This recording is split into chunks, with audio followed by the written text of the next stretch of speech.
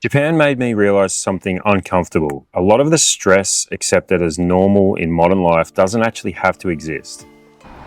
The weird thing about Japan isn't that it feels futuristic, it's that it feels considerate. People queue quietly, phones barely make noise in public, and you can leave things behind and expect them to still be there when you return.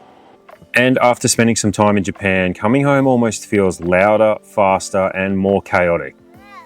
But at the same time, Japan definitely isn't perfect. Because underneath all the beauty and efficiency, there are parts of the culture that feel emotionally heavy too. In this video, I'm going to be sharing with you all of the things that I love about Japan that I wish my home country would adopt. But also at the end, I'm going to be sharing a few of the things that I don't necessarily love about Japan, because let's face it, nowhere is perfect.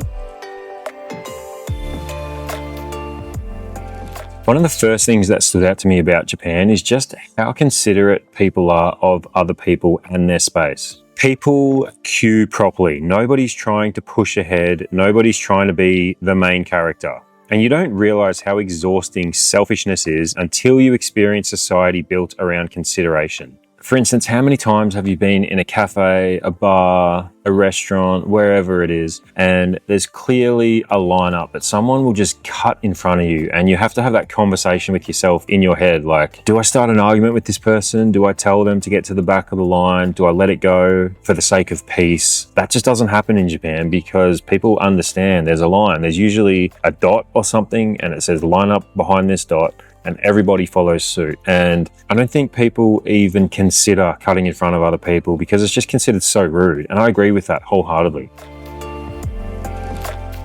Back home, even catching public transport can feel stressful sometimes, but in Japan, it almost feels peaceful.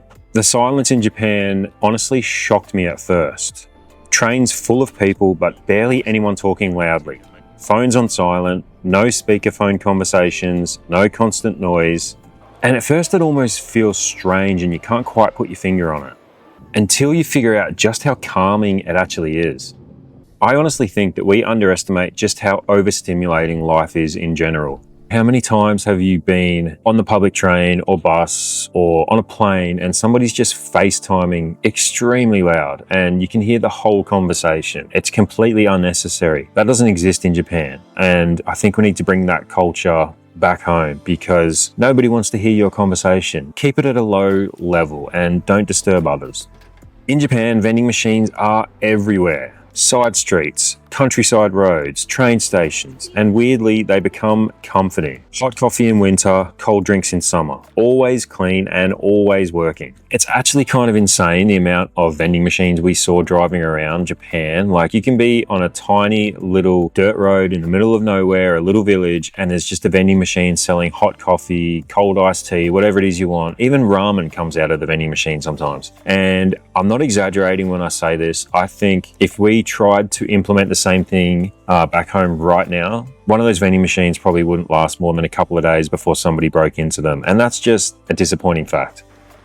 I genuinely think Japanese convenience stores might be one of the greatest inventions ever created. You can get proper meals, coffee, snacks, pay your bills, withdraw money, get rid of your garbage at almost any hour of the day. But what I love most is the atmosphere. Late at night, after a long day walking around Japan, there's something weirdly comforting about walking into a quiet konbini. So these convenience stores are quite literally the most convenient thing in Japan. It's not just about the food. I was actually taking a Japanese language lesson, and as a side note, the teacher told me that if you're in Japan and you're ever unsure of where to go to get something done, whether it be like sending mail or collecting a package or getting rid of your garbage or whatever it is, paying a bill, she said the first place you should go is the convenience store because chances are they can take care of it there. And I just think that's amazing. And 7-Eleven actually started in the United States and branched out to Japan, I think in the 70s. And it got so big and so popular that the Japanese version bought out the American version, and it's all owned by Japan now. And I think that's the first time that's ever happened. And there's convenience stores all over the world, but for whatever reason, none of them seem to stack up against the convenience stores in Japan. I don't know why that is, but it would be so cool if we could implement that back home. Epic. One of my favorite parts of Japan is honestly the countryside, and Michi no Eki stops feel like the heart of small town Japan. There's local food, farmers selling produce, quiet roads, and mountains everywhere. It feels slower, simpler, like a version of life that a lot of people are craving now. So these rest stops are something that were implemented by the Japanese government pretty much as a safety precaution for truck drivers or people driving long road trips so that they didn't fall asleep at the wheel. They made it super comfortable. So there's toilets, there's sometimes showers, there's always somewhere to eat and drink, and you're allowed to lay down and rest even overnight. Most other countries we've traveled to, if you're sleeping at a roadside station and you're not a truck driver, you're going to get moved on, especially if you're in an RV. In Japan, everybody just seems to let it go and be fine with it because they would prefer you get some rest than drive for too long. And I just think that's awesome. Most countries like the US, like we have roadside stations, but if you've ever been to a roadside station in the United States, you cannot tell me that you feel safe, especially sleeping in your car. But these ones just seem to feel very secure. And I'm sure there are some that are unsafe. Ever since we started traveling full-time, we've realized how important it is to keep things simple, especially on travel days. Lately, we've been using the TomTok Navigator-T66 travel backpack, and honestly, it's become one of those pieces of gear we end up taking everywhere. What we like most is that it opens up just like a suitcase, so packing actually feels organized instead of digging through one giant bag. It fits everything we need for carry-on travel, which has made moving between countries way easier. There's also a separate laptop compartment that opens flat for security checks, so you're not scrambling to pull your computer out at the airport while holding up the line behind you. What we've actually liked most is that it doesn't just work for travel days. We've been using it constantly in everyday life too. We've also been using the smaller crossbody bag for passports, cards, and travel essentials while exploring new places. If you guys want to check them out, we'll leave our TomTok link in the description below, along with a discount code that will save you 10% off your order.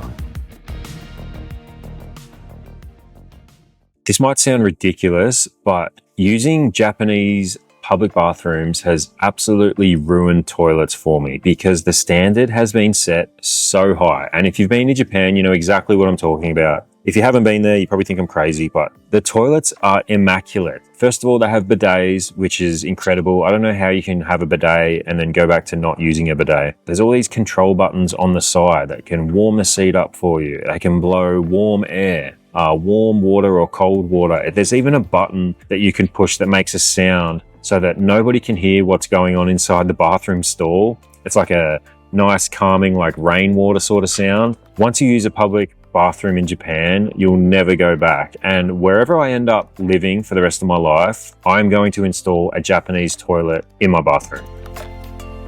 I think onsens are probably the closest thing modern society has to forced meditation. There's no phones, no distractions, no rushing.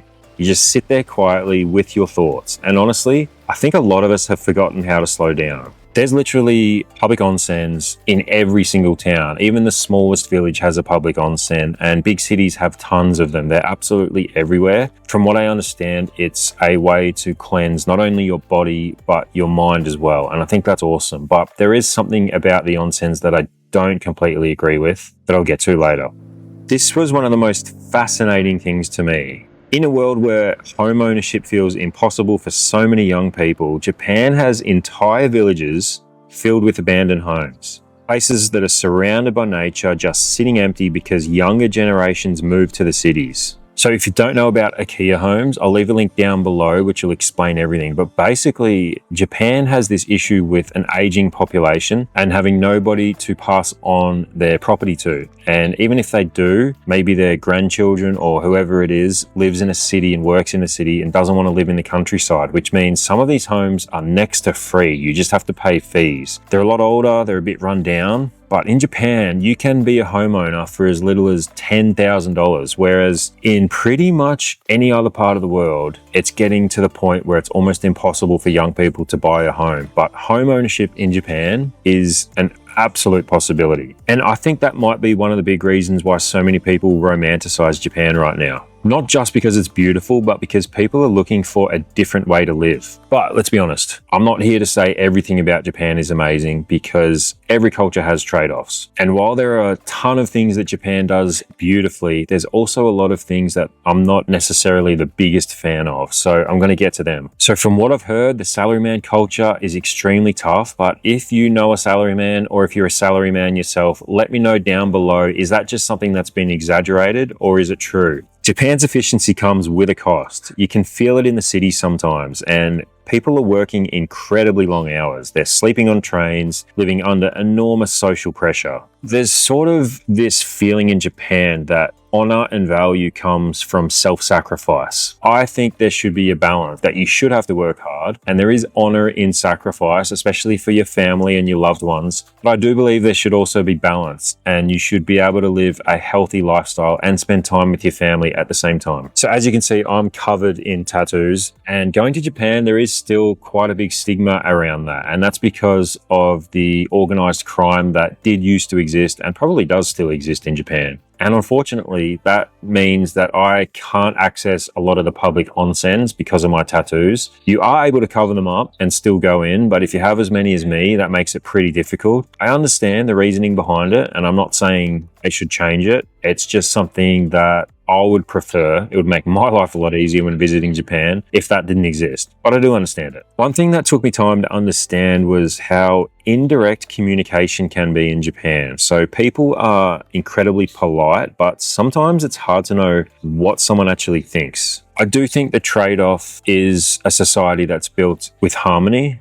and conflict is avoided, but honestly, it can make things a lot harder too. I'm somebody who likes direct communication, so if you don't like something I'm doing, or if you don't agree with me, tell me. I'm not going to take offense to it. I will take it on board. I don't think Japan is perfect, but traveling there has made me aware of some of the things I think could be improved in my home country, and probably your home country too. If you agree with me, let me know down below in the comments, or if you think I'm crazy, let me know as well. Thanks for watching. We'll see you in the next one. Cheers.